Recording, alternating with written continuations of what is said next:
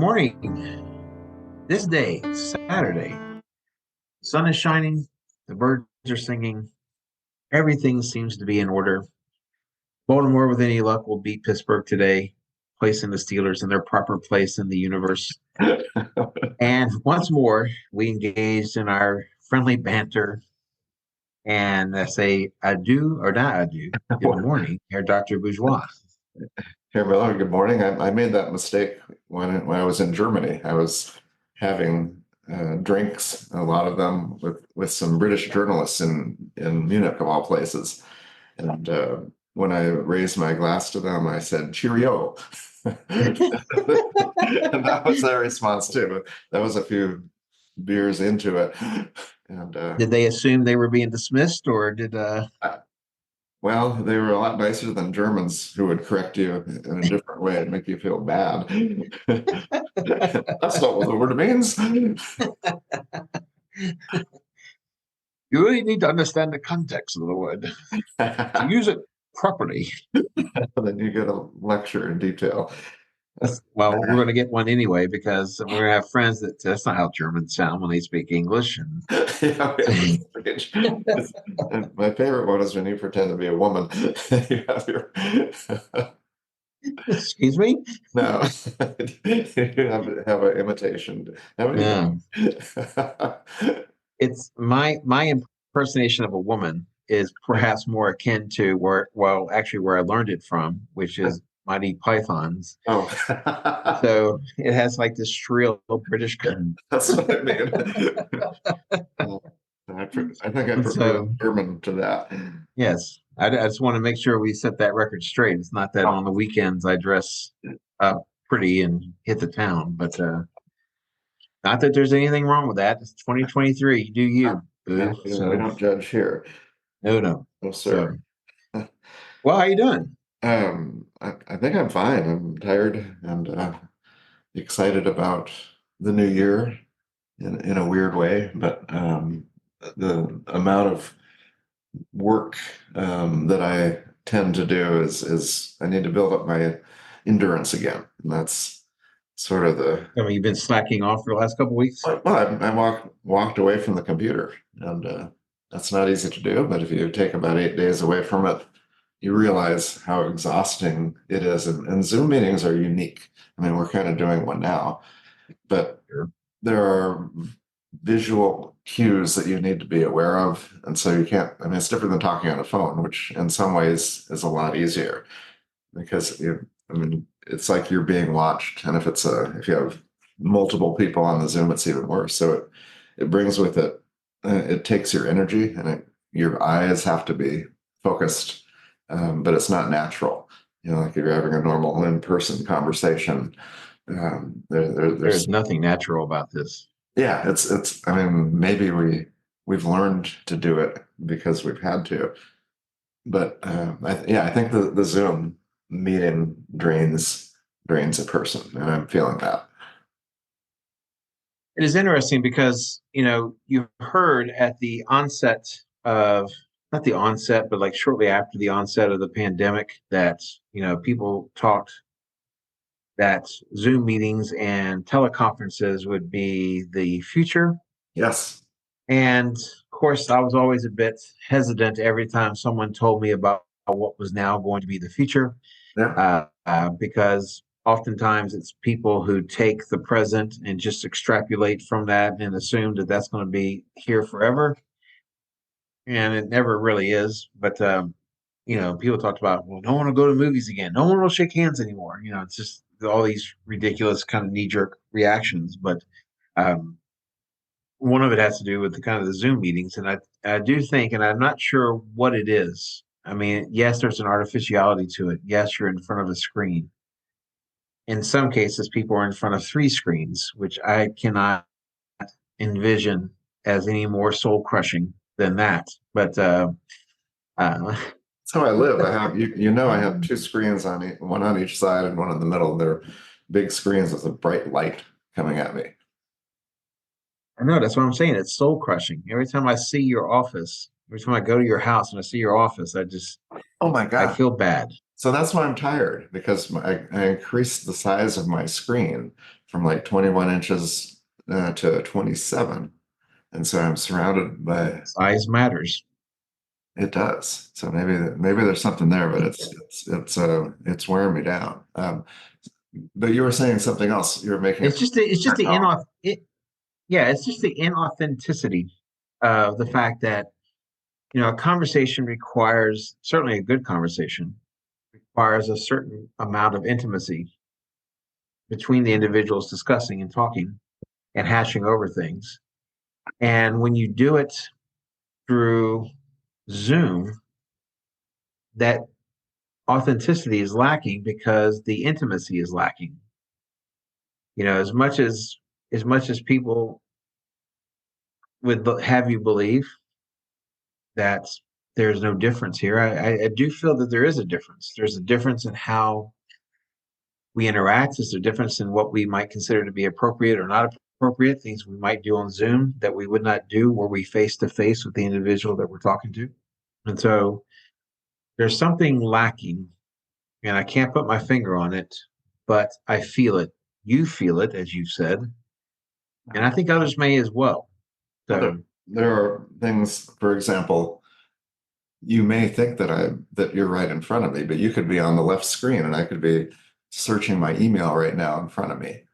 There's always that, or checking on something, and so you're surrounded by potential distractions.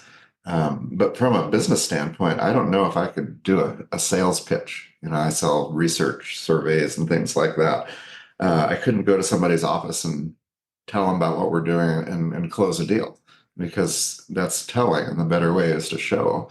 And so suddenly, what I can do is a screen share and actually show a dashboard and show some summary right, reports. And so when I have a meeting, I actually prepare. I have about 6 or 8 windows ready to go for each person. And then if it comes up that I should do a little demo, my website's already there and I just share it. So you have a lot of flexibility. And I think it depends on who you're talking to. I mean, like you and I can have a conversation that's just fine, but maybe with people you don't know, it becomes hard to make a connection and it might be different from, talking to friends. it could be. Yeah. I think if the subject is technology, Mhm. then perhaps technology is the best medium to use to have that conversation. But then if the conversation is not about technology, then perhaps one-on-one, face-to-face is perhaps the better way to go. Um, but just in general, the notion that you're tired, I'm wondering, over the course of the last week, have you made any New Year's resolutions to not work as much as you do now? Oh yeah, I'm constantly making and breaking resolutions. It happens every day. It's not a New Year's thing. I'm constantly setting um, goals and not fulfilling them. But no, I did decide that my scheduling is haphazard. I'm realizing that having meetings at the top of each hour, 4 or 5 of them in a row is not sustainable. And so I've decided to shift so there's about an hour and a half in between meetings, at least a full hour, and kind of own the schedule and spread them out more. I'm also making sure that I can work out in the morning comfortably, and so instead of starting my first meeting at 9, I might start at 9:30 and then do another one at 11, but no more than 4, and 3 is better. So I'm going to try to craft the schedule so I don't have these back to backs because that takes a toll. And some of us are practically elderly, and so I don't want to feel like I have to go sit in my recliner and take a nap in between or something. But the back to back is something. So that's one of my resolutions is to take control of that calendar.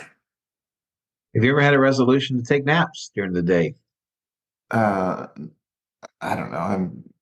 Uh, it Why could do you why do you think you work as much as you do? What is it that drives you to work as often as you do? Baylor and Texas A&M. And You were another, working before Baylor and Texas A&M, so I mean, well, there's a quote by Nietzsche, the German philosopher, who said, "I do not pursue happiness; I pursue my work." Um, and yeah, but have you ever given any thought as to why you pursue your work? What do you think is responsible for how you view work?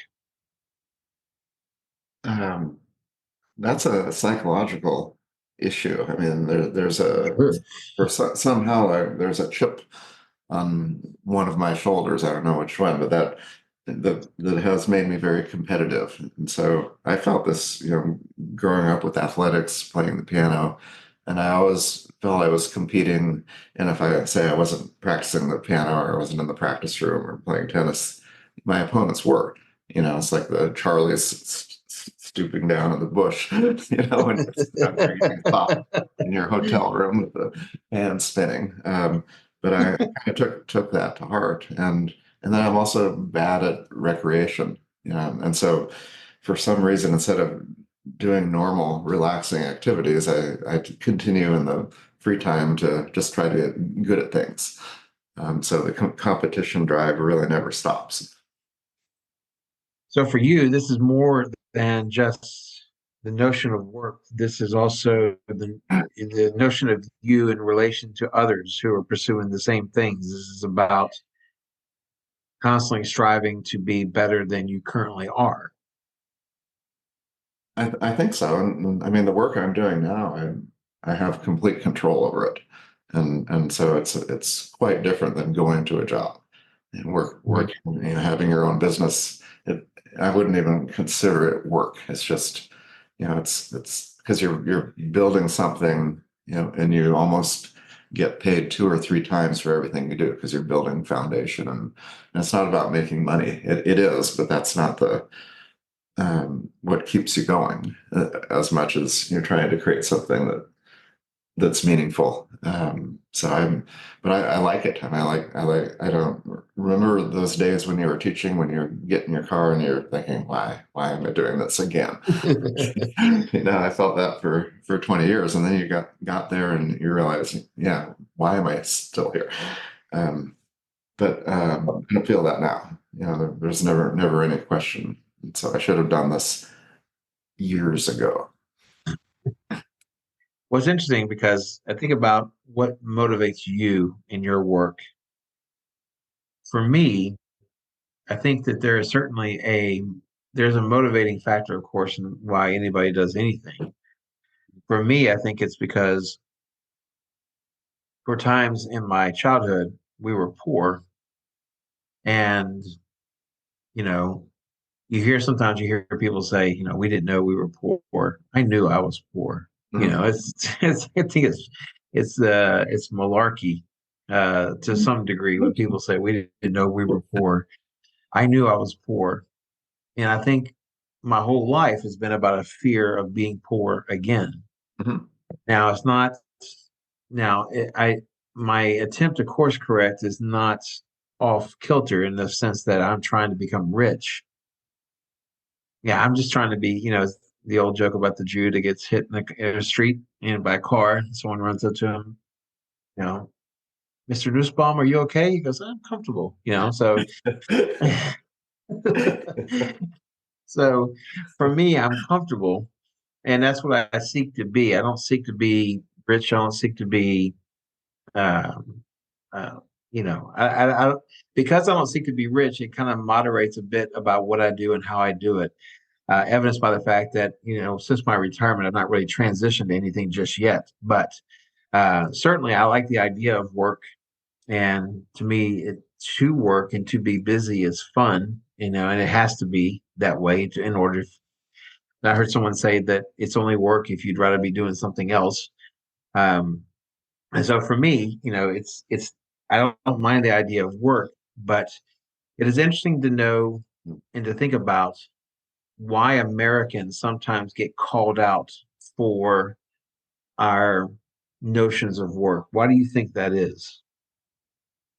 Well, it's probably there's a better answer that you have, because historically you might go back to the Protestant work ethic and things like that, but there's sort of a pathology. There's a sickness, that we work, so much, and Mm, I think that we're guilty of taking work home with us and working more days, and businesses are trying to, I mean, they're actually telling people to take vacations because they know that they right. can be more productive having taken that rest, and to the point where companies will force everybody at the same time take this time off if it's possible, and so they're not emailing each other when the other people should be out relaxing.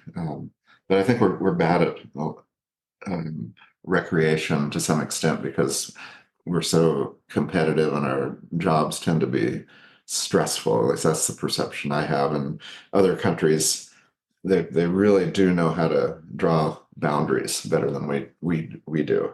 And so when they're done and they leave, they probably don't think about work like we do.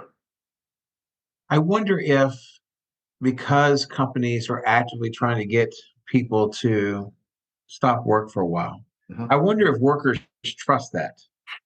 Because the idea of like if I had principals, especially over the last 10 years, last 10, 15 years that I was teaching, I'd have principals that would say, hey, listen, you need to take care of you.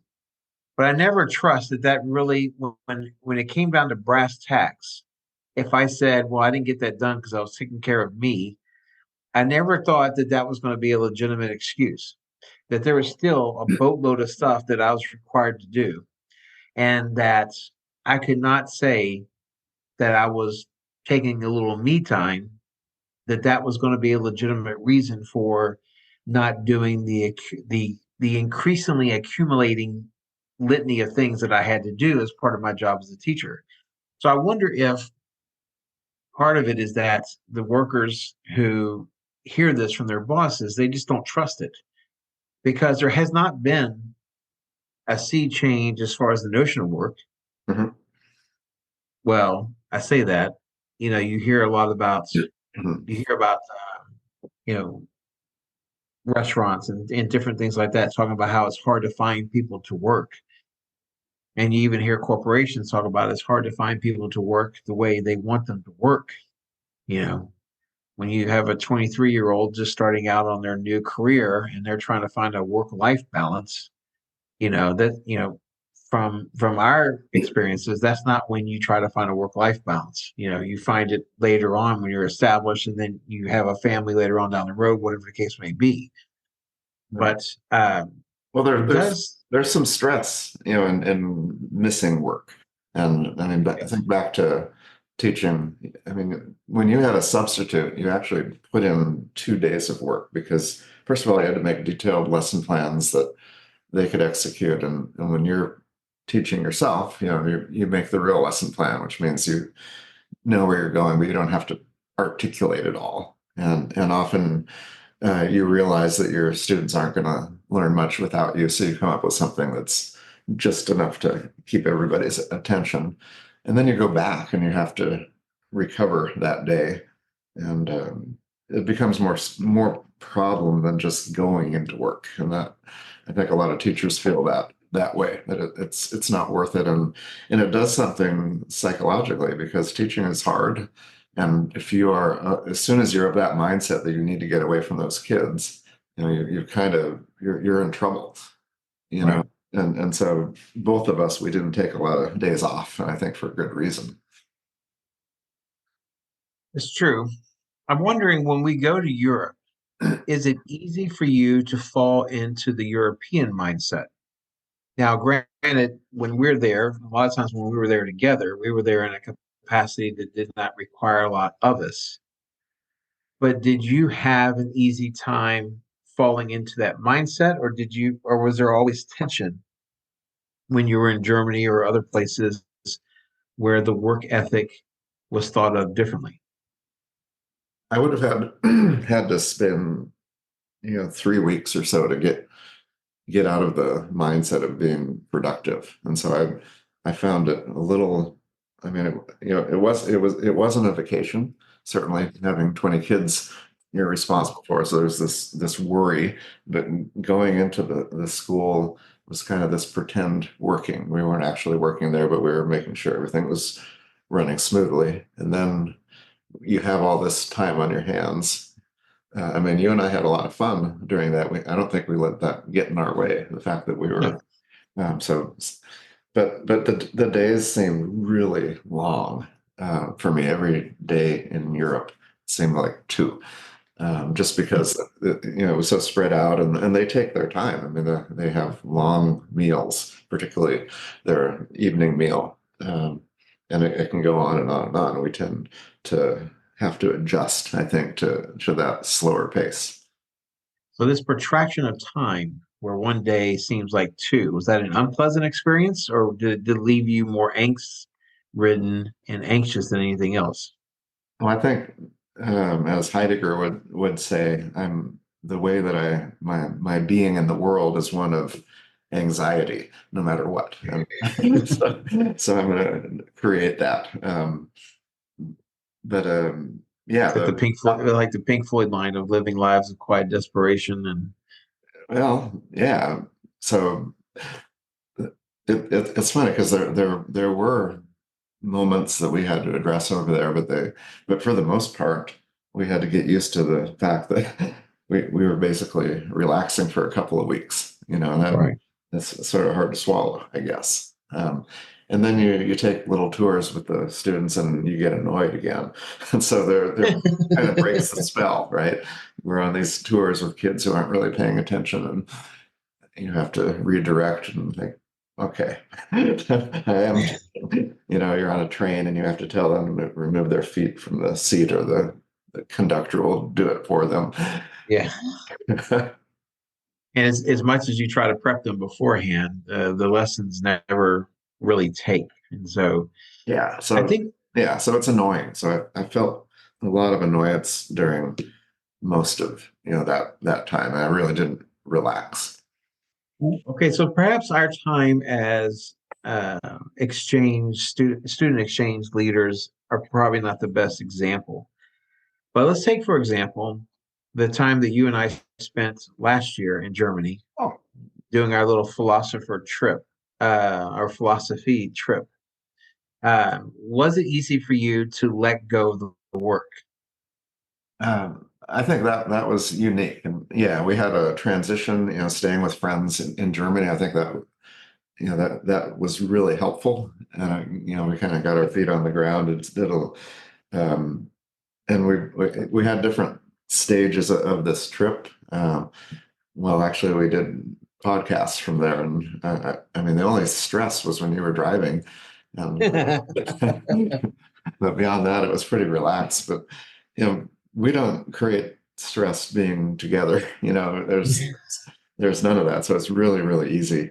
That kind of travel, and we did exactly what we wanted to do. So the itinerary was strange for a lot of people.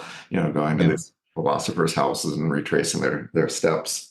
But yeah, I think that we had such control over the time, we were able to relax into it, which is rare.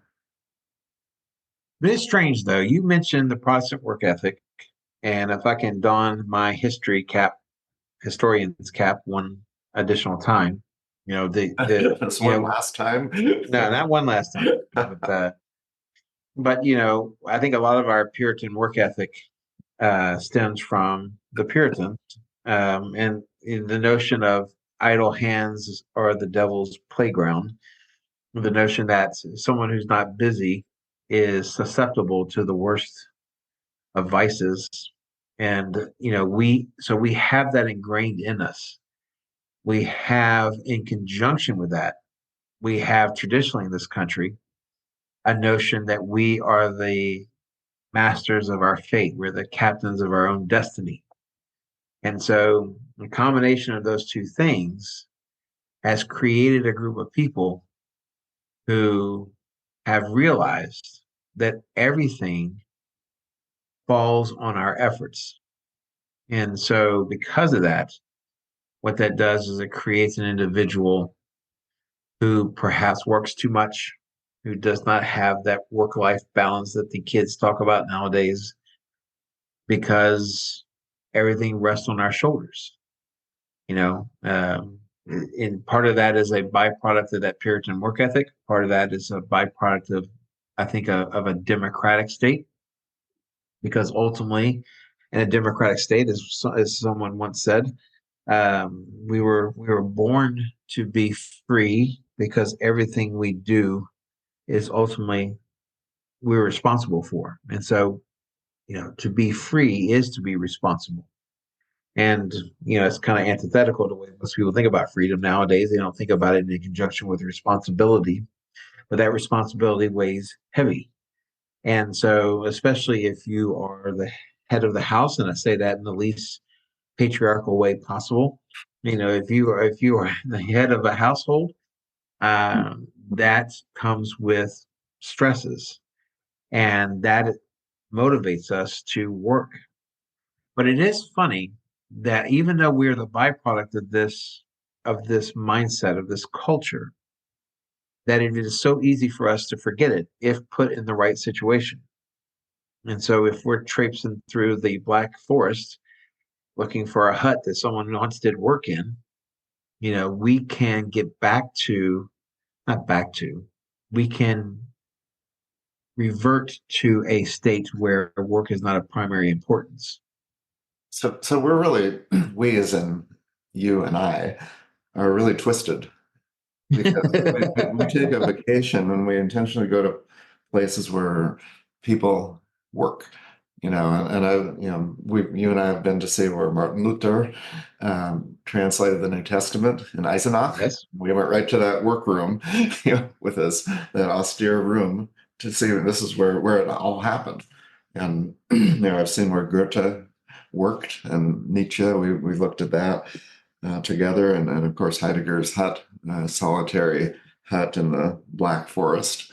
Uh, Really an odd, The hotel where Nietzsche, spent his time writing his ideas in yeah, Switzerland.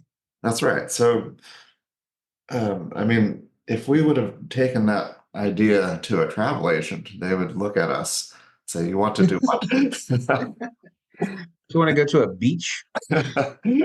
Really, frolicking on a beach. Yeah, Do you think we're worse for our attitudes? we, as in we, are Americans. Well, you can start with us, I guess. You Uh, two. no, I wouldn't change anything. No. No, I am what I am. No, I mean, if you can get to a stage where you're getting paid for doing something you enjoy and it's creative and it's challenging, all these things that you didn't necessarily get working in jobs, where there's so much frustration built into it. I mean, lots of good things come out of it. Um, but yeah, I think it's almost a form of recreation, but you're building a business at the same time. So I don't see any problem. And as you get older, as soon as you sit in that recliner and don't go back up to work, you start to get old, and that's where you start to get sick and you fall down and can't get up. That's just so I think the more you're working and the more your mind is engaged. I mean, doing all these Zoom conversations, your mind is not shutting down, but as soon as you step away, you go south immediately. So you got to be careful. Keep talking, keep working, and don't fall down ever. To what extent do you see your attitude about work as a product of what a man should be? And I ask this question because I think, you know, there are many influences about how I kind of approach work and how I approach, what I spend time doing. And one of them is something that my father said, and I think I've said it on here before, where he said once, you might as well be a mensch. And kind of like in Yiddish terms, what that means is that to be a mensch is to do what is expected of a man. And now he's talking to me man to man, so I'm not, again, trying to be patriarchal here, But the notion that men have a responsibility, we all have responsibilities, but in his mind, he thought part of a responsibility of a man is to work, to be productive, to do what is expected of you, to provide for who you are tasked with providing for. And so, to what extent have you ever seen work in that light or even thought about it? Well, we do a lot of things that we don't like, and for some reason, you and I both chose a career that you're not going to get rich doing. I mean, it's a subsistence level to support a family, teaching, and so and then there's a lot of it. It's a difficult job, so we're choosing something that's low paying and really hard. Um, but in addition to that, I would always moonlight, and I mean, I started moonlighting as soon as I got a full time job, and that started in like 1994. I was either coaching, or I was playing piano in bars and restaurants and clubs and hotels, or I was doing dissertation consulting or whatever. But it was always two jobs or a job and a half, just to make up that difference, and that's a sad thing about the teaching profession that I think teachers in Europe tend to be in a better position, to actually do one thing, and they would be less likely to be seen moonlighting. Right. So for you, that work is not necessarily powered by a sense of what it means to be a man or be an adult. It has more to do with your usefulness. Oh no, I like being a mensch here, Miller. I want to be a mensch like you when I grow up. Uh, but yeah, as far as responsibility, don't really think about it. It just seems to be an automatic Right. response. I've never had any regret about going to work. I've never thought twice. I just assume that's what we do. That's part of what we are here to do. And I think we talked about, I've mentioned this quote before, but the quote by Wittgenstein, and my students were always kind of troubled by this quote because I had it up on the wall in my classroom. The quote being, "I'm not sure why we are here, but I'm sure it's not to enjoy ourselves." What's That, that? and my kids sometimes had a hard time with that quote, because sometimes I would, if I had some spare time, in a class, or Yeah. if I'd wrap things up and I had a couple extra minutes before the end of class, then I would throw out one of the quotes up on the wall just to try to get people's impressions of it. And that was one of the quotes that the kids didn't get. And maybe it's because they're young. Maybe it's because they don't feel that responsibility yet. But you know, and it also deals with how you view the world and how you view your place in it. But it does seem to suggest that we are not here to take it easy. We're not here to, you know, Epicurus may have suggested that the perfect life is one unhindered by work, but Nietzsche would say that the complacent man is one who makes man's destruction desirable. That there's a notion that to be complacent, to be inactive, is to be rendered ridiculous. Hmm. Well, I would love to hear those conversations about with students pushing back on that notion of you know enjoyment as part of what you're doing. But you had another poster that was even more troubling, if I remember. What's that? Well, it was the one with the dog and the gun, and maybe we've brought it up before, but can you explain it? Because the two kind of fit together. Well, no, the so yeah, I think we did mention it a couple of Yeah, weeks ago, yeah. but no, it was a group of students that were ostensibly happy that I was their teacher, decided to do something for me. And there was a Mad magazine cover that showed a dog with a pistol to its head and kind of looking at the looking side-eyed at the pistol with trepidation. And it was and it was something that suggested that, buy this magazine or we'll kill this dog. Right. And so what my students did was they took that cover and they basically put it as a kind of a history magazine. And they took the caption off the magazine cover and they replaced it with pass this class or we'll shoot this dog or we'll kill this dog.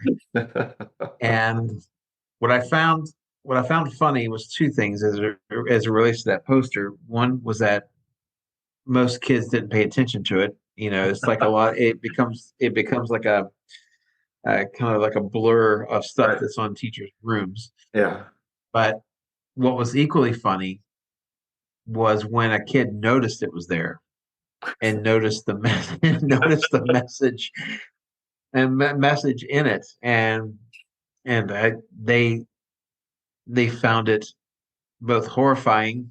Some found it funny, but at the same time, it does go back to the idea of what are you doing, kind of thing. Wow. Well, so the two combined creates this picture of a Mr. Miller classroom. There's tension inherent, but a good type of tension, and we're not going to waste time. We're going to be productive, um, and so you have those reminders just sitting there staring at them. I like it. Well, there's a couple of tensions there. One is the tension that you should be working when you're not working, Right. and two, there's the tension that what you're learning should not be a comfortable exercise. That if that's why I reject the notion out of hand of safe spaces. Not that I believe in hitting kids, although the thought does cross my mind from time to time, but the notion that a safe space should not be an intellectual one. That if you are intellectually trying to create a safe space, that is perhaps more dangerous than not. And so for me, I think that's some of the ideas that I was trying to get across. And when I would often have conversations with my students about this, Mhm. you know, and of late, it became a more contentious discussion. But at the same time, I think a lot of my students, not a lot, some perhaps, respected the idea or the notion of it. And I had horrible and challenging and difficult things happen that would ordinarily sideline any efforts. But for me, the work was always something that you could do not just to fulfill your responsibilities, but to reorient yourself and to prevent things from taking more time than was productive to do so. You know, I don't want to get too much into this, but I think we've talked about it before. Was in the course of my career, I had two students who died while they were my students. And in both cases, I remember having a discussion saying something to the effect of, trying to explain death is a futile endeavor. And so therefore ultimately it's a maddening experience. And I would rather be productive than to be driven crazy with trying to understand something that's not understandable. And, so therefore, and I found that a lot of my students connected with that. And, of course, at the same time, kids who needed to talk to someone, they should talk to somebody. But it seemed, one, I'm certainly not qualified to talk to somebody about the notion of death in a way that would make someone feel better about things. And so it's a question of staying in your lane, and that, in the face of difficulties, you work your way through it, and that there's honor in that. And nobility in that. It's heavy stuff here, Miller, but I mean, you, you were teaching, after 9/11, and I'm sure you had conversations with your students. In my case, I tended to do what you just said, is keep on driving, keep um, and it's just I think a natural reaction is to put it out of the way and just do something. We happen to have something that's very distracting, which is doing class and learning. Um, Right. so, but I was maybe less comfortable than, based on what you just said, than you to even address something. I would tend to just acknowledge and then keep moving. Yeah. Plus, I think anytime a group of people try to understand something that's difficult to understand in a group environment, Yeah. I find that that tends to distract more than it tends to comfort. I think comfort comes from perhaps private introspection. And so I didn't see any benefit from some sort of cry fest, not meaning to put it harshly, but at the same time, it's like it's to paraphrase Sherlock Holmes, emotions are understandable, but they're not helpful. And so I think sometimes you need to kind of distance from it a little bit in order to maybe perhaps have a better perspective. And in both cases, I told my students that, listen, I mean, this may not be how other teachers go, but as far as for me, I have to work to get through stuff like this. And thankfully, the vast majority of my kiddos went along with the ride, Uh, but always saying, of course, if you need someone to talk to, you are incumbent upon a responsibility to yourself to do that. Right. But nothing is achieved by commiserating here in a classroom with about 30 other people. I didn't see that as productive.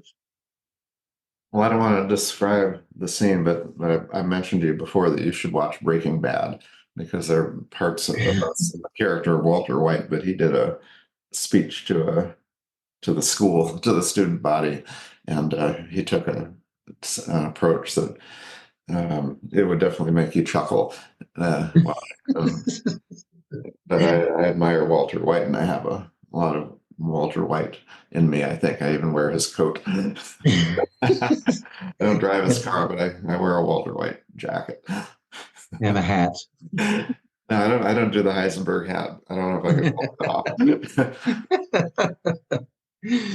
I've thought about Um, changing my name to Heisenberg, though. That would be pretty cool. outside the meth production, That's you're, right. you're spot Yeah, no, on. you would love it. I know you and I both come to television series late, particularly ones that are highly recommended and popular. But sometimes they're actually just good, and this might be one of them. But well, Well, so we're talking about work, and we took it back to kind of our own experience and the general conversation about Americans and the kids. I mean, let's just face it, we don't understand the mentality of younger people in some case. I mean, that we wanted to work to impress people to get ahead, and we had this feeling that if we had a supervisor, we wanted to be working, and so my rule always was I get there before my supervisor and leave after, and that right. was kind of ingrained also, and it sure isn't, with younger folks, and it's a very different mentality, and I think that picture uh, I guess it illustrates that we're old and we grew up in a different era where this is what everybody did, so we're not unique in anything we're saying here from our generation. I think, no, certainly we are not separate from our generation in that regard. I will say that for as much as the current crop of teenagers can be seen as symptomatic of all the stereotypes that you can envision Mhm. that. Thankfully, I've had plenty of experiences where kids represented the opposite, Mhm. and so perhaps all is not dead, as you know that um, there's more there than we fear that there isn't. Uh, so I don't want to damn an entire generation Oh, come as on, being come on. as Let you them know. have No, it. seriously. No, you're right, but it makes better comedy when you go for extremes. Stereotypes are funny and also a little bit true, and that's what makes it funny. So yeah. Yeah, so you're getting nuanced on me here, Miller. Well, with that, perhaps it's I certainly don't think we've exhausted the subject, but perhaps we've exhausted our attention to it at present. We can come back to it later, but we shall let that rest for right now and see how people react to it. But I don't know. I thought it was I good. like work. Yeah, Yeah, I don't think. yeah, we're doing important work here with this podcast, enlightening people and giving them something to laugh at, namely us. That's a good thing. We are, in our own ways, laughable creatures. So, excuse me. All right. Well, in that case, we got football to watch. We do. We have an entire city of Pittsburgh to deflate and depress, and so uh, let the moment be spared no longer. We shall sally forth and do our best today. Uh, let's just say adieu, Herr Dr. Bourgeois. Auf Wiedersehen, Herr Miller.